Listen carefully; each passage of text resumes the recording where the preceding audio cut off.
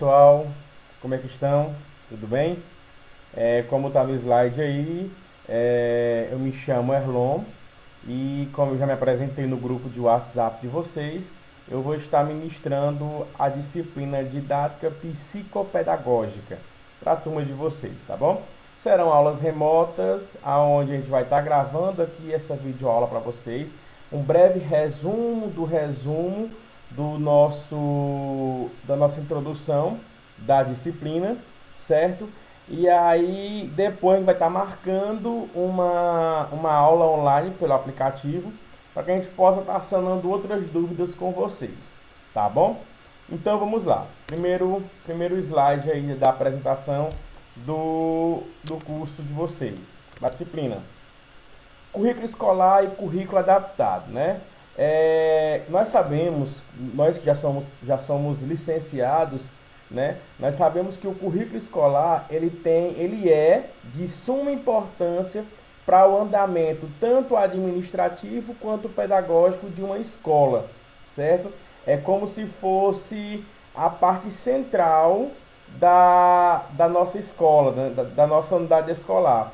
Então, por isso que os slide aí falam, o currículo é uma parte importante da organização escolar e faz parte do PPP de cada escola. A concepção de currículo inclui, portanto, desde os aspectos básicos, que envolvem os fundamentos filosóficos e sociopolíticos da educação, até os marcos teóricos e referenciais técnicos e tecnológicos que a concretizam na sala de aula. Então, ou seja, o currículo em si, ele é importante porque ele nos orienta a trabalhar a disciplina de uma forma, digamos, correta. Por exemplo, eu sou professor do curso da disciplina de empreendedorismo no curso técnico de enfermagem, na escola técnica aqui da minha cidade. Então, ou seja, de que forma eu devo trabalhar aquela disciplina de empreendedorismo para alunos que são técnicos de enfermagem. Então, o currículo, uma parte do currículo, ele orienta o professor a saber como lidar com essa disciplina para aquele público. Porque, por exemplo, essa disciplina de empreendedorismo, ela existe em todos os cursos técnicos no último ano. Então, eu não vou trabalhar da mesma forma que eu vou trabalhar para um curso de técnico em enfermagem, para um curso técnico em informática. Não. São maneiras diferentes, porque são públicos diferentes, também são cursos diferenciados. O projeto pedagógico tem um caráter político e cultural e reflete os interesses, as aspirações, as dúvidas e as expectativas da comunidade escolar. Deve encontrar reflexo na cultura escolar e na expressão dessa cultura, ou seja, no currículo. A escola, que é para todos, requer uma dinamicidade curricular que permita ajustar o fazer pedagógico às necessidades do aluno. Então, ou seja, essa parte do currículo adaptado, tanto do currículo escolar quanto do currículo adaptado, ele tem que fazer uma forma de dinamismo para que eu possa estar chamando a atenção do meu público não apenas interno, mas também do meu público externo, né, que é a comunidade escolar. Nós vamos aprender mais na frente o que é que eu posso estar fazendo com a comunidade escolar em relação à minha escola. Então, ou seja, por isso que o currículo escolar ele requer uma dinamicidade, porque eu tenho que chamar a atenção tanto para o público interno, que são os discentes, como também para o público externo, que é a comunidade escolar.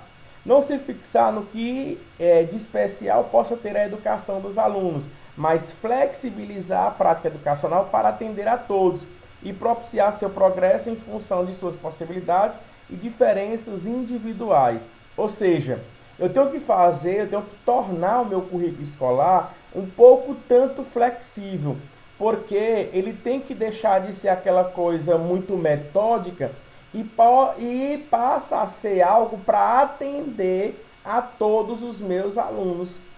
Seja o aluno A, seja o aluno B, C ou D. Então, ou seja, o meu currículo escolar ele tem que ser adaptado para diversas formas, diversos caráteres e tipos de aluno que existem na minha escola, certo? Então, por isso que ele não deve ser tão metódico, tão muito crítico, tão muito, como se fala a palavra, tão rígido. Ele tem que ser mais flexível porque ele tem que adaptar para todos. Verifica-se que o currículo escolar é histórico e vai além de conteúdo e disciplina, sendo que o currículo deve ser elaborado de forma a oportunizar condições de conhecimentos para os educandos, na busca de abranger e atender às diversas realidades sociais existentes, de maneira ampla, real, significativa, reflexiva, enfim. Então, como eu havia falado antes, o meu currículo escolar ele tem que ser bem adaptado, tem que ser bem feito, porque ele tem que adaptar para qualquer tipo de aluno. Ou seja, tem que abranger e atender às diversas necessidades que existem, às diversas realidades sociais existentes. Então, por isso que ele é bem abrangente, bem flexível e ele tem que atender a esse tipo de público, certo? O currículo é transformação, não é apenas no que se refere a mudar o sentido, de ir para o outro caminho, mas de buscar novas alternativas, novas soluções, novas metas e novas conquistas. O currículo consiste em transformar o impreciso em conhecido, e tal fato envolve um ensino-aprendizagem qualitativo. Então, ou seja, o meu currículo ele tem que ser algo maleável, algo que eu possa transformar ele futuramente. Ou seja, eu tenho que buscar novas alternativas, novas soluções, novos objetivos, novas metas, novas conquistas. Então, ou seja, isso é que tem que transparecer o currículo para quem está sendo assistido por ele. Por exemplo, eu não vou estar criando o meu currículo, né, o meu currículo escolar, e quando surgir uma necessidade de mudança, eu não posso efetuar essa mudança, por quê? Porque o meu currículo ele é intransformável. Não, de jeito nenhum. O meu currículo ele pode haver mudança sim, dependendo do momento em que eu estou vivendo e do que está acontecendo, certo? Então é sempre bom estar buscando novas oportunidades, novos conhecimentos, novas soluções, certo? Novos objetivos. Por isso que ele pode haver transformações. O objeto, afinal, é de integração, isto é, integrar o deficiente no ensino regular para aprender e não somente frequentar uma escola, como também acompanhar o método pedagógico comum a todos os alunos. Então, por isso que eu falei que ele pode haver transformações no currículo, né? O currículo pode passar por esse tipo de transformações. E ele tem que atender a todos, ele tem que integrar a todos, certo? Então, ou seja, algumas décadas atrás, algumas escolas, alguns centros de ensino, eles faziam acepção, separavam o aluno com deficiência do aluno que não tinha deficiência. Poderia fazer separação. Só que não é recomendável isso, eu fazer esse tipo de separação. Eu tenho que adaptar o meu currículo para os alunos que têm alguma deficiência e também os alunos que não têm deficiência alguma. Então eu não posso fazer dois currículos. Não posso. Eu tenho que fazer um currículo só e esse currículo possa abranger todo tipo de necessidade que existir no meu público, certo? Então, ou seja, a questão de estar em acompanhamento, tenho que estar em acompanhamento à criação do meu currículo. É como se eu fosse estar criando um projeto. Eu vou criar um projeto onde eu vou criar uma feira de ciências, né? Uma feira de ciências. Então, eu vou criar e apenas jogar aí. Não, eu tenho que criar, tenho que apresentar e tenho que acompanhar para ver se realmente está acontecendo da forma como foi planejado, certo? A educação inclusiva é uma prática inovadora que está enfatizando a qualidade de ensino para todos os alunos, exigindo que a escola se modernize e que os professores aperfeiçoem suas práticas pedagógicas. Então, ou seja, a educação inclusiva chegou, né? E ela chegou de uma forma em que, infelizmente, muitos professores não estão adaptados para trabalhar a educação inclusiva. Por exemplo, já trabalhei em salas onde nós tínhamos alunos autistas, tínhamos alunos hiperativos. Então, ou seja, a educação inclusiva é para todos. Eu não posso separar, tirar os alunos que são autistas e colocar em uma sala de aula e pegar outros alunos e colocar em outra sala de aula. Não, tem que haver a integração desses alunos, certo? E essa integração acontece através da educação inclusiva, tá? Então, o que eu tenho que fazer? O professor ele tem que aperfeiçoar suas práticas pedagógicas. Ele tem que entender, que eu preciso estar criando algo inovador para que chame a atenção tanto dos alunos com necessidades especiais, como também alunos que não têm nenhum tipo de necessidade especial. Então, eu tenho que criar algo inovador. É um grande desafio? Não vou mentir para vocês. Só que é um desafio que nos traz uma satisfação depois quando nós logramos êxito, certo? É um novo paradigma que desafia o cotidiano escolar brasileiro. São barreiras a serem superadas por todos, profissionais de educação, comunidades, pais e alunos. Então, ou seja, o que é que nós vemos? Não devemos jogar apenas a culpa ou a responsabilidade 100% no professor. Não, porque é uma barreira que tem que ser superada pelo professor, quer dizer, pelos profissionais da educação, pela comunidade, pelos pais e pelos próprios alunos. O que é que nós vemos hoje? Muitos pais, eles não querem entender ou não querem aceitar que o seu filho tenha algum tipo de necessidade especial, certo? Eles não querem aceitar isso. Então, o que acontece quando eu não quero aceitar? Eu acabo retrucando, eu acabo regredindo o meu filho. Então, ou seja, uma experiência, um relato interessante, eu trabalho numa escola privada e aí o que acontece? A coordenadora detectou, né, por ela mesma detectou que percebeu, na verdade, que o aluno ele tinha algum tipo de especialidade, ou seja, ele era autista, é autista. E aí ela comunicou a psicopedagoga da escola, a psicopedagoga convocou os pais e conversou com os pais. Os pais não aceitaram de início, né? Até ameaçaram processar a escola pelo fato que estaria eles na mente deles, né? Pensavam que a escola estaria excluindo esse aluno, sendo que na verdade não era isso.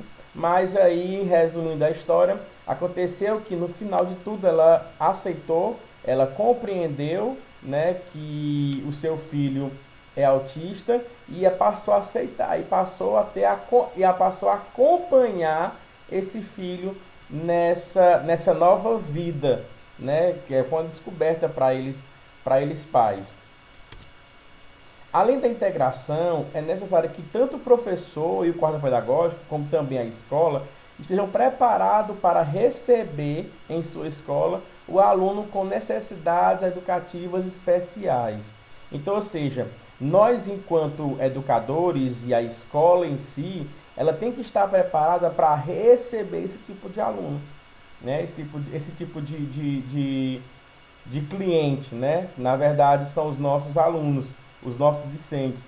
Então, ou seja, nós temos que estar preparados de diversas formas. Eu sei que é um desafio enorme para nós, enquanto educadores, porque aí vai surgindo inúmeras necessidades educativas especiais e aí, às vezes, o professor ele não está adaptado. Então, por isso que acontece as formações continuadas, ou seja, aquelas formações em que a psicopedagogo, ou psicólogo, ou um profissional afim da área possa estar entrando em contato com os professores, com a escola no geral, para que essa escola tenha a possibilidade e saiba e esteja preparada para receber esse tipo de aluno. É interessante que os alunos com necessidades educativas especiais que recebem o apoio fora da escola, é recomendável que todos estejam colaborando com o processo de ensino-aprendizagem. nós sabemos que boa parte dos nossos alunos, eles passam conosco, professores, né, com a escola em si. Só que o que é que acontece? Ao sair da escola, ele pode adentrar em um novo mundo que não há aceitação, é um novo mundo em que há uma repressão, certo? Da necessidade educativa especial desse aluno. Então aí é onde entra a integração, ou seja, tem que haver essa integração entre pais, entre escola, entre comunidade, enfim, todos têm que saber trabalhar com esses tipos de necessidades educativas especiais. A psicopedagogia e o psicopedagogo. A psicopedagogia estuda o processo de aprendizagem e suas dificuldades, tendo um caráter preventivo e terapêutico. Então, ou seja, a psicopedagogia, ela estuda, né, esse processo de aprendizagem e suas dificuldades. Só que, por que ela diz que tem um caráter preventivo e terapêutico?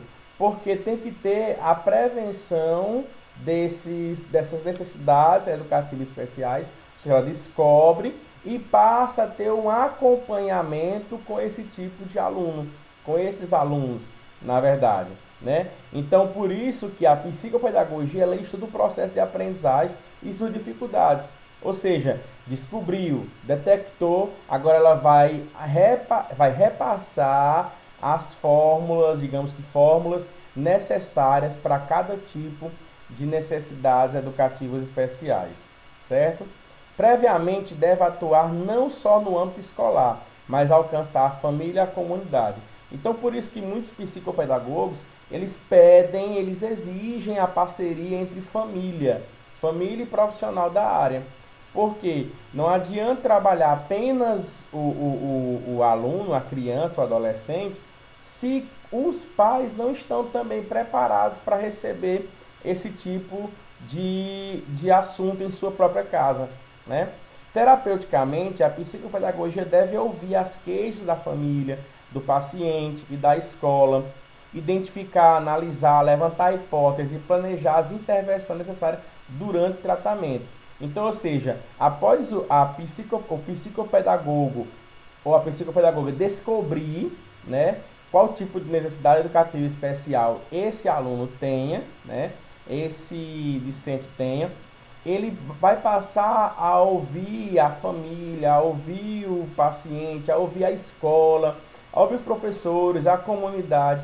A partir daí que ele fizer todo esse levantamento, aí ele vai fazer todo o seu diagnóstico, vai começar a estudar o caso desse aluno, certo? E por fim vai fazer as intervenções, seja no aluno, seja na família, seja na comunidade, seja na escola, ou seja, um todo.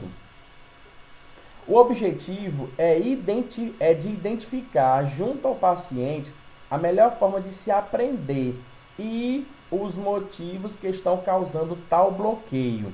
Para isto, o psicopedagogo utilizará vários recursos, como jogos, desenhos, brinquedos, brincadeiras, contos de histórias, computador e outras situações que forem oportunas.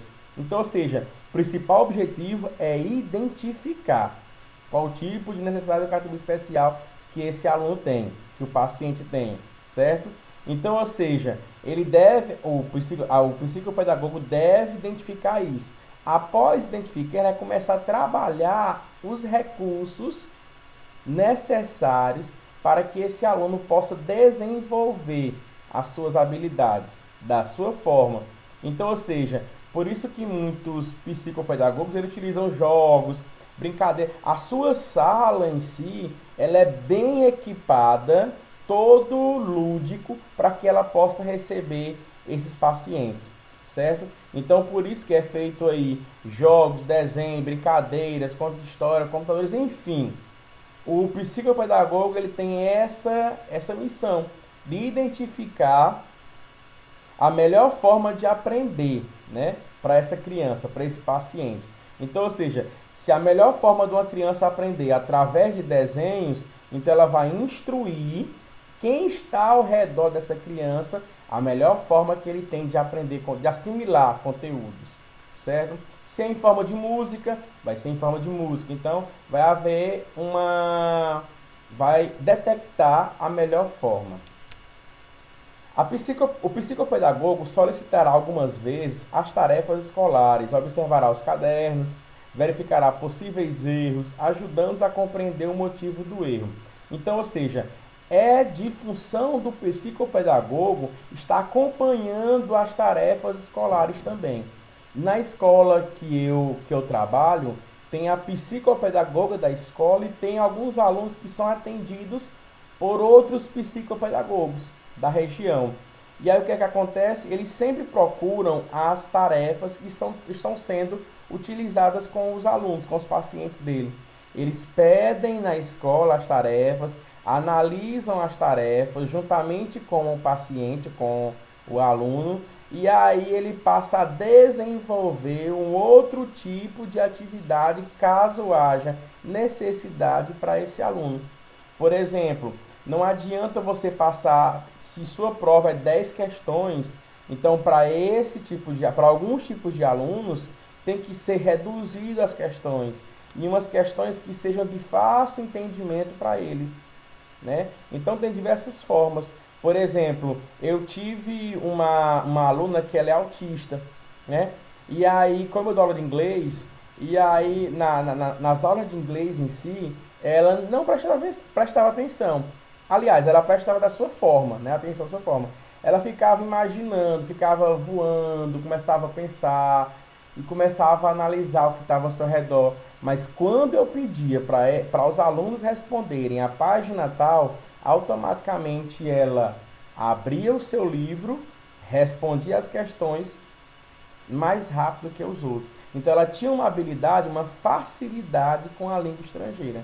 Outros alunos, outros autistas, têm habilidade, facilidades com matemáticas, outros na área de humanas e assim por diante. Eles têm uma facilidade maior de absorver o conteúdo. Certo? Muito obrigado pela atenção de vocês. Ok?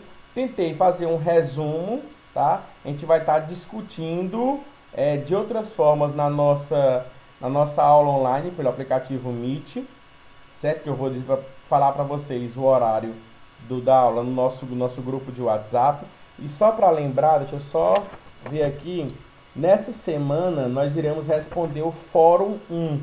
Então, esse slide, juntamente com o capítulo 1 e 2, o capítulo 1 e 2, vocês irão indagar um pouquinho sobre o fórum, vão expor o ponto de vista de vocês sobre o determinado assunto que está lá pedindo, ok? Então, muito obrigado e até a próxima.